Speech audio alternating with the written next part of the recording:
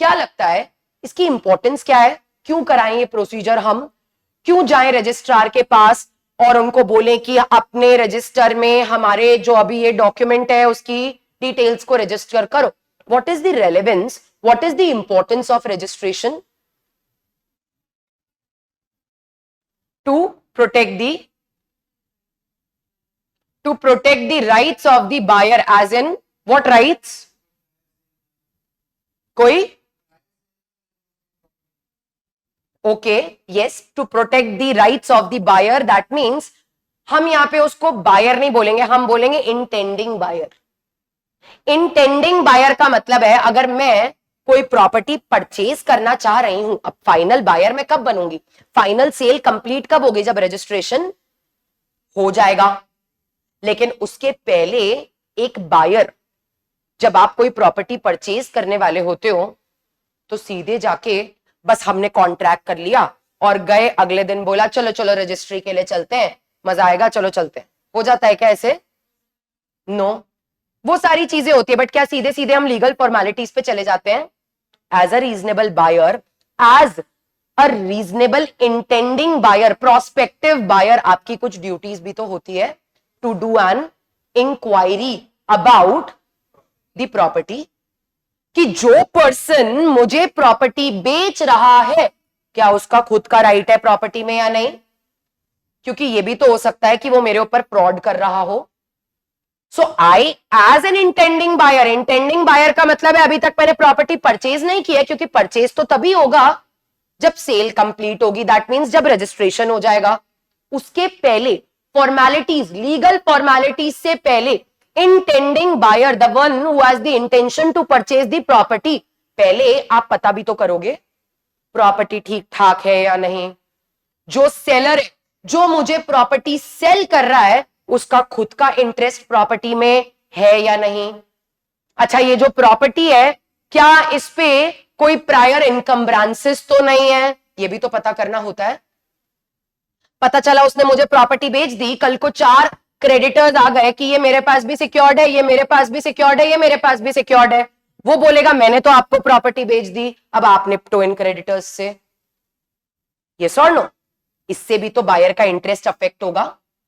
तो बायर के इंटरेस्ट को प्रोटेक्ट, बेसिकली इसको बोलेंगे इंटेंडिंग बायर के इंटरेस्ट को प्रोटेक्ट करने के लिए रजिस्ट्रेशन इज वेरी इंपॉर्टेंट। क्यों? क्योंकि आप अपनी सेल डीड को रजिस्टर करवाओ, उसके पहले आप उसी प्रॉपर्टी के प्रायर ट्रांजैक्शंस चेक कर सकते हो कि ये प्रॉपर्टी किसी और को तो नहीं बेची गई है, इस प्रॉपर्टी पे प्रायर इनकम्ब्रांसेस तो नहीं है, मतलब किसी के पास एज अ सिक्योरिटी ना हो, किसी के पास एज अ मॉर्टगेज ना हो, किसी का इस प्रॉपर्टी पे चार्ज ना हो। ये सारी चीजें पता करने के लिए रजिस्ट्रेशन इज वेरी इंपॉर्टेंट। क्यों? क्योंकि अगर ये प्रॉपर्टी किसी और को बेची गई है तो रजिस्ट्री भी तो हुई होगी। अगर ये प्रॉपर्टी किसी के पास मॉर्टगेज्ड है तो मॉर्टगेज डीड की रजिस्ट्री भी तो हुई होगी।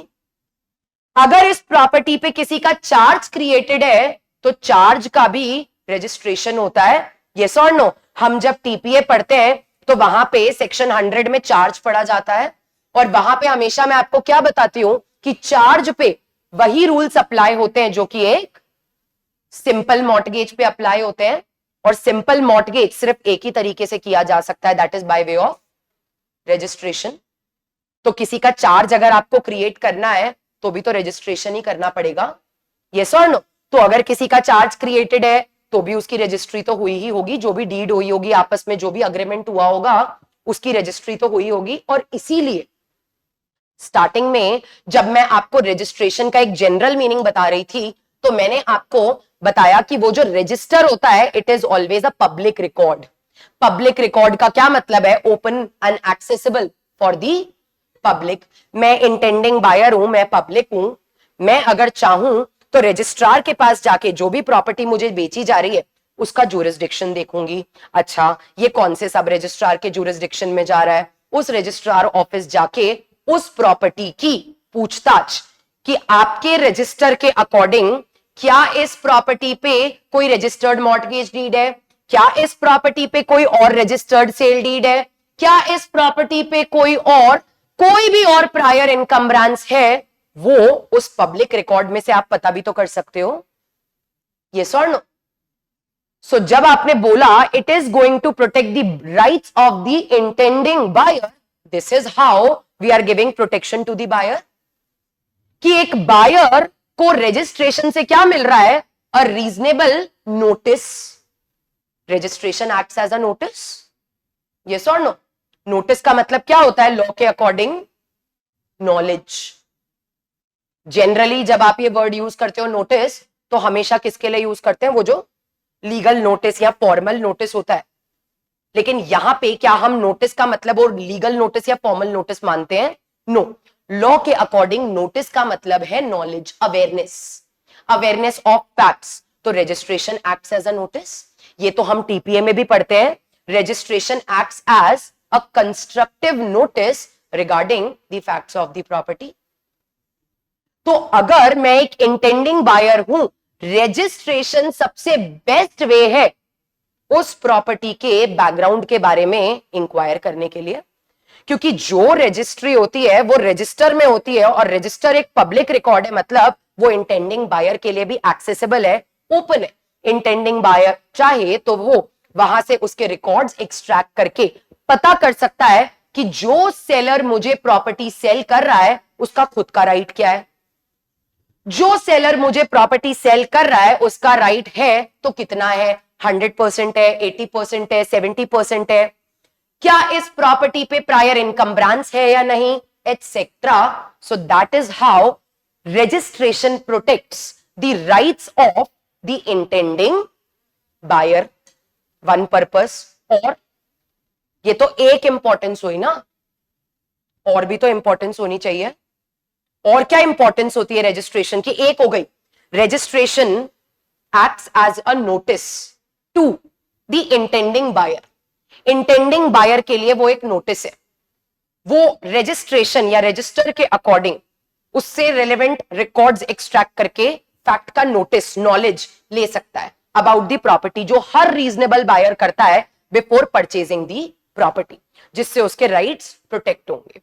फर्स्ट पर्पस या फर्स्ट, इसको हम पर्पस भी बोल सकते हैं रजिस्ट्रेशन का, इसको हम रजिस्ट्रेशन की इंपॉर्टेंस भी बोल सकते हैं, रेलेवेंस भी बोल सकते हैं। और क्या हो सकता है, व्हाट एल्स, ये तो हो गया, and revenue to the government. Okay, ये भी है क्योंकि आप रजिस्ट्रेशन के साथ यू ऑल्सो पे दी प्रिस्क्राइब्ड फी, और कई बार जब डिले होता है, अभी हम आगे पढ़ेंगे, जब डिले होता है तो 10 टाइम दी फी पे करना होता है, जो भी फी है उसका 10 टाइम, तो that acts as a revenue for the state. Okay, ये भी है। और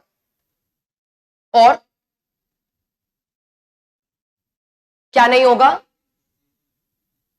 हाँ ये होगा अगर वो एक ऐसा डॉक्यूमेंट था जिसका रजिस्ट्रेशन एक्ट की वजह से रजिस्ट्रेशन कंपलसरी था और आपने उसको रजिस्टर नहीं करवाया, then that is not enforceable by law, yes और नो। क्योंकि अभी आगे इफेक्ट ऑफ नॉन रजिस्ट्रेशन में तो यही पढ़ा जाता है कि अगर कोई डॉक्यूमेंट जो सेक्शन 17 ऑफ रजिस्ट्रेशन एक्ट के अकॉर्डिंग कंपलसरी रजिस्ट्रेशन था उसका, आपने उसका रजिस्ट्रेशन नहीं कराया, now it is inadmissible as evidence in any case, that means it can not be enforced in the court of law. तो एक डॉक्यूमेंट को एनफोर्सिएबल बनाने के लिए, और इसको और थोड़ा सा बेटर तरीके से अगर हम बोलें तो क्या ये बोल सकते हैं, रजिस्ट्रेशन एनफोर्सेस द डॉक्यूमेंट, वो तो है, बट और क्या बोला जा सकता है, registration gives a legal recognition to the document, yes और नो। क्योंकि रजिस्ट्रेशन से पहले तक इट इज अ मियर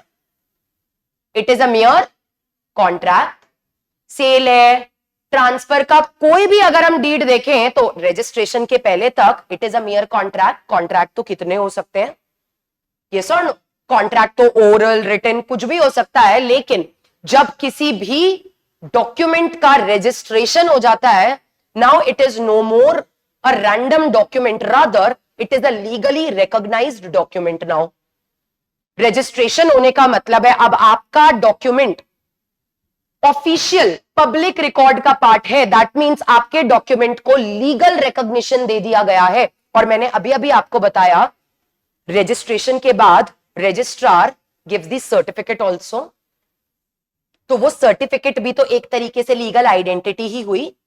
अभी तक जो सेल सिर्फ सेलर और बायर के बीच में थी, रजिस्ट्रेशन के बाद it has a legal identity. अभी तक जो मॉर्टगेज मॉर्टगेजर और मॉर्टगेजी के बीच में था, रजिस्ट्रेशन के बाद it has a legal identity. So it gives a legal recognition, a legal identity to the transaction. जो भी ट्रांजैक्शन है जिसका रजिस्ट्रेशन हुआ है उसको लीगल रिकॉग्निशन दिया जाता है by way of registration. Alright, एक लीगल सैंक्टिटी दी जाती है बाय वे ऑफ रजिस्ट्रेशन। एक एक्स्ट्रा बाइंडिंगनेस क्रिएट होती है इसके पहले तक। The ownership, for example sale deed है, the ownership was only against the seller, but now the buyer has the ownership against the whole world. Yes और नो? Public record का पार्ट बन गया ना। तो एक लीगल रिकॉग्निशन मिल गया, एक लीगल सैंक्टिटी मिल जाती है उस डॉक्यूमेंट को। ठीक है, और थर्ड हो गया, और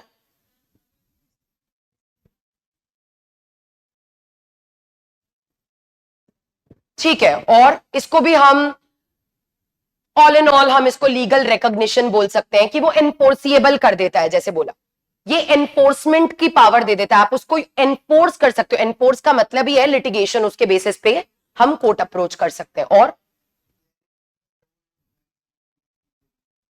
okay, it clarifies the rights, duties, obligations, basically the relationship of the parties.